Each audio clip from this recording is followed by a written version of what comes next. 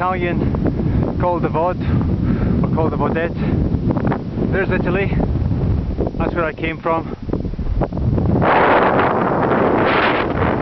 We leave Italy and we go to France.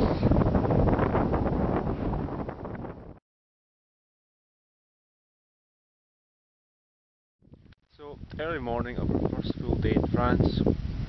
We came over the border last night from Italy and we camped in a little place about 2,200 metres and now descending towards the town of Tignes, I believe, to resupply and then start the GR5 today. Well, we left Tignes after a superb chicken lunch about an hour and a half ago maybe, and we're on the GR55 on the way to the Col de la Laisse. Just show you the view. Some hikers coming over. And a lovely big glacier up here.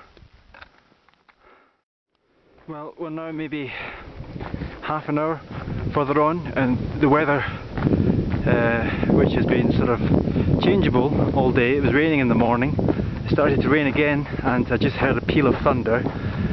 We're about 3 kilometres from the refuge, about an hour, so I reckon we're pretty much waterproofed up here. I reckon we can just go for it. Well, we decided to leave the refuge where we were, and squall came down and soaked us, but we're only about 3 kilometres from the next refuge, so I figure it was worth it to get a bit of experience also of mountain weather, real mountain weather. I've been very lucky, but yeah, it's manageable. Well, we just spent about half an hour, 20 minutes at the refuge Entre Deux Eaux. The weather was terrible when we arrived, and it's now pretty good. So after a long, hard think about what to do, I think I'm going to press on 4 kilometres to the next refuge and then spend the night there. It's up this col, so let's see what happens.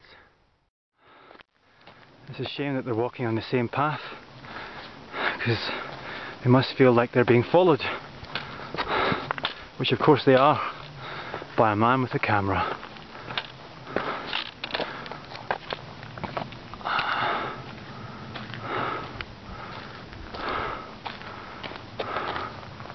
Wow.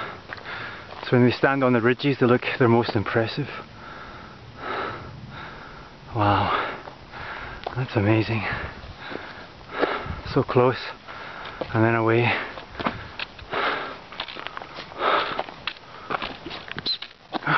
There they make this sound, an alarm sound, I guess. A little whistle. Who would have thought ibex could whistle?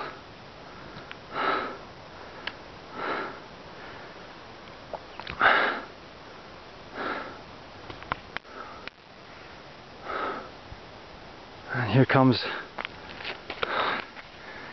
part of their family here. I've suddenly forgot about the storms.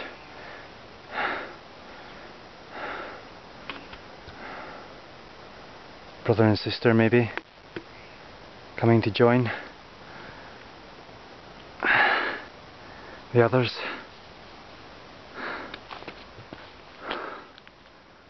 Okay. 2 hours, the last refuge we're in, but we got here in just over an hour. And that's with taking lots of stops to photograph ibex. So, the little bowl valley in which the refuge stands, it's just over there under that peak. Another 360 degrees. Usual landscapes.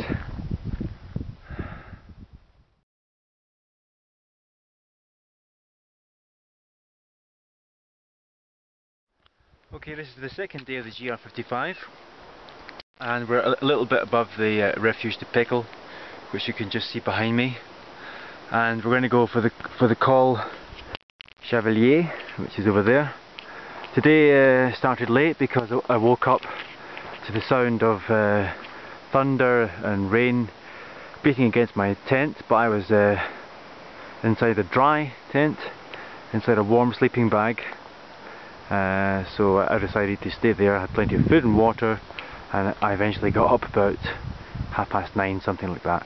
Anyway, so we should make it to Monetiers, which would mean the GR55 finishes, and then therefore we have to have a little think about what to do next. Going too fast.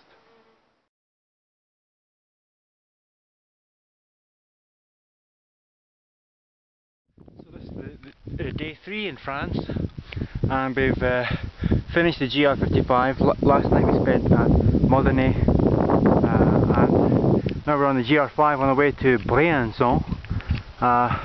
That's the first call of the day. Just give you a little turn around here. We started late today, maybe about 10:30, and we're trying to get the 30 kilometers as near to Briançon as possible. So let's see how far we get. Well, it's a little later and we've left the GR55 in order to travel a little bit more to the west, for reasons which I'll tell you later. And we're in a bowl-shaped valley again, beautiful place, no one here, and we're just going to make for this col over here. So we just made it over the col, which you can see behind me, and now we have to go down this stream channel here. Again, surrounded with beautiful landscape, no one here. Very nice.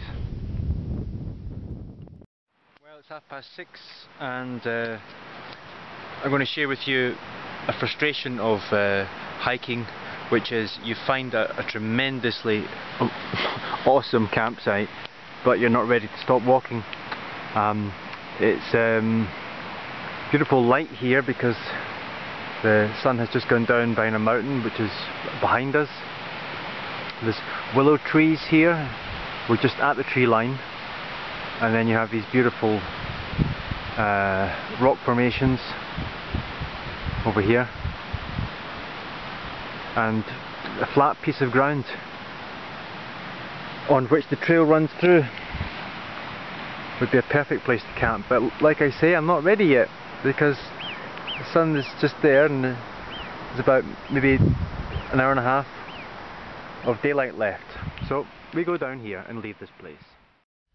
So here we are at the end of our third night in France, and we have found our camping place, which is above this refuge, which is called, look at the bottom of your screen. There's a couple of other people camping here. This valley down here is amazingly beautiful. The GR57, we're on the GR57, which is a beautiful trail. I thoroughly recommend it. It's not just because of the evening light, it's a beautiful place. So we're in amongst all these animals. There's some llamas down there, a horse, there's some sheep. I hope the sheep don't come over here. And yeah, we're going to spend the night here. Well, we just came over the Col de Beaufort about 15 minutes ago, and we're greeted with two things. One was a flock of sheep and an angry shepherd, and the second thing was the Ossian range, which is here. Now there's a tour which goes round this, the GR54. It's about 150 kilometers, a circular tour, and that's the next goal. So it should take me about 6 days, but first we have to resupply in the valley below.